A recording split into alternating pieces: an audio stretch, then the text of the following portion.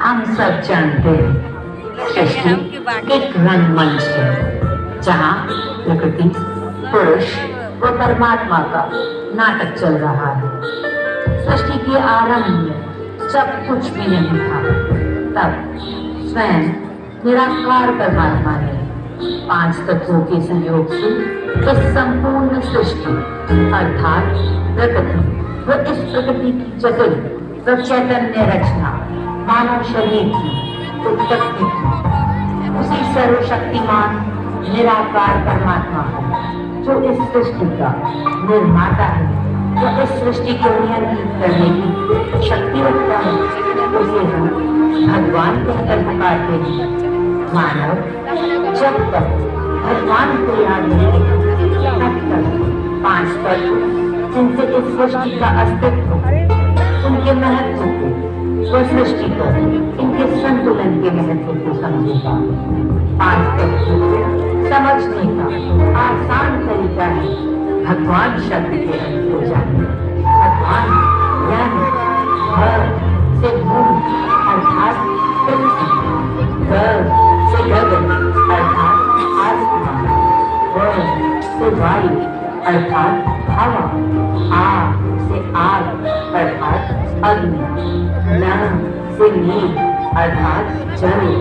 सृष्टि को बनाने का जिम्मा इन 5 तत्वों का ही है, पर ये एकत्रित होते हैं तब जीवन पैदा होता है और ये शरीर चलायमान होता है। ये 5 तत्व क्या है, आइए जानें इन्हीं की जुबानी।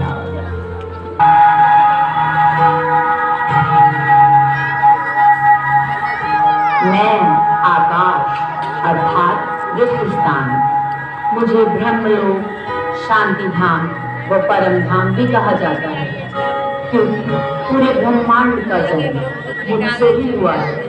समस्त सूर्य, चंद्र, तारागण मुझ में ही समाये हैं। हर वस्तु मुझ से उत्पन्न होती है व मुझी में समा जाती है। मुझ में समाई है असीमता, सौम्यता, गंभीरता व विशालता।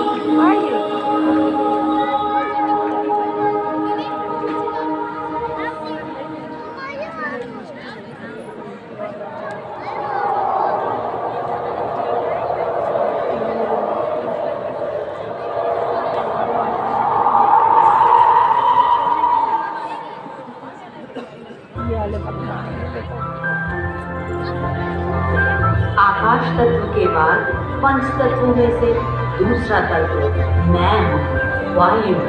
तुम मुझे साई साई की आवाजों से सुन सकते हो, पर देख नहीं सकते हो। मैं तुम्हारा कभी न अलग होने वाला साथी। जी हाँ, मैं सारे संसार में प्राण तत्व ऑक्सीजन प्रदान करती हूँ। मेरे सीने में पेड़ पौधे प्रफुल्लित होते हैं। मैं अदृश्य हूँ पर चालायमान हूँ। मेरे ही प्रभाव में संसार प्रवाहित होता है।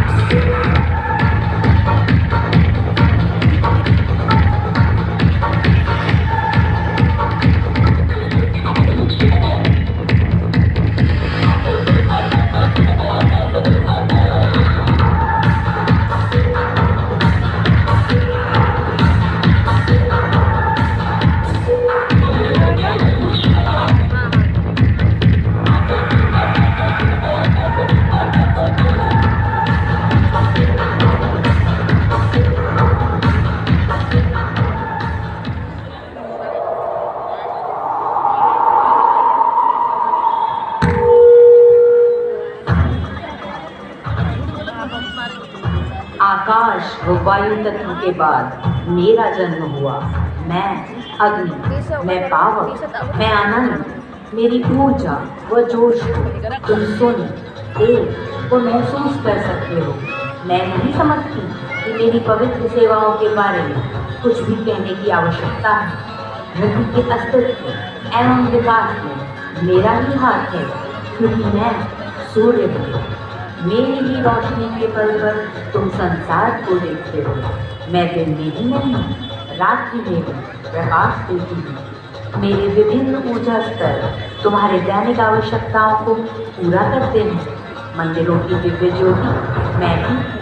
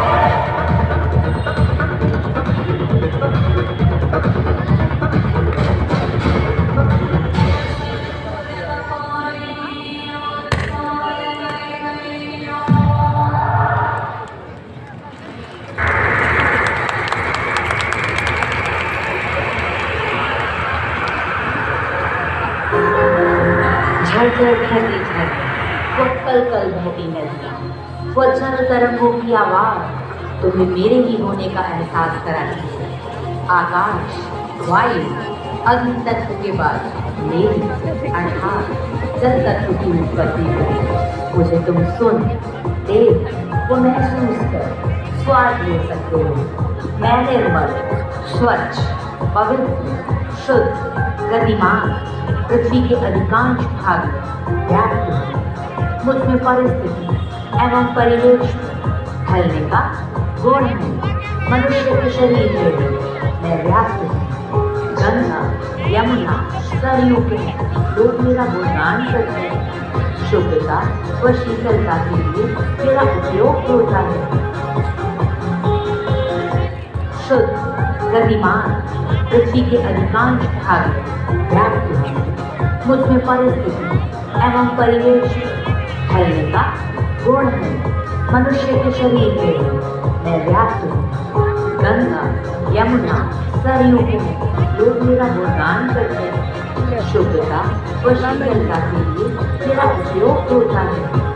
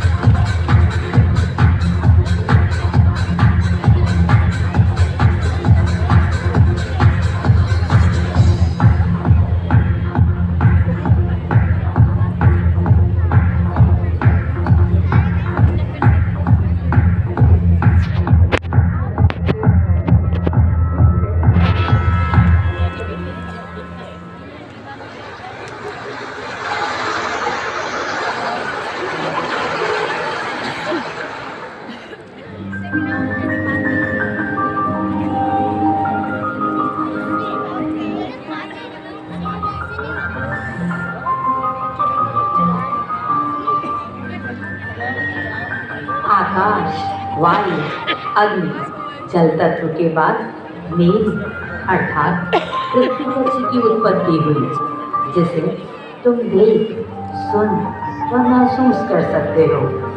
जीवन की शुरुआत पौधों व जीवों के रूप में मुझ पर ही हुई, अर्थात तुम सबकी जीवनदायिनी मैं ही हूँ। मैं नर, जीव, जंतु सभी के लिए बनी हूँ। सभी को समान प्यार व सुखद एहसास देती हूँ। तभी तो तुम मुझे मातृभूमि, रत्नगर्भ, धरती माँ जैसे अच्छे नाम से पुकारते हो। मैं निस्वार्थ भाव से तुम्हारे शरीर का निर्माण करती हूँ।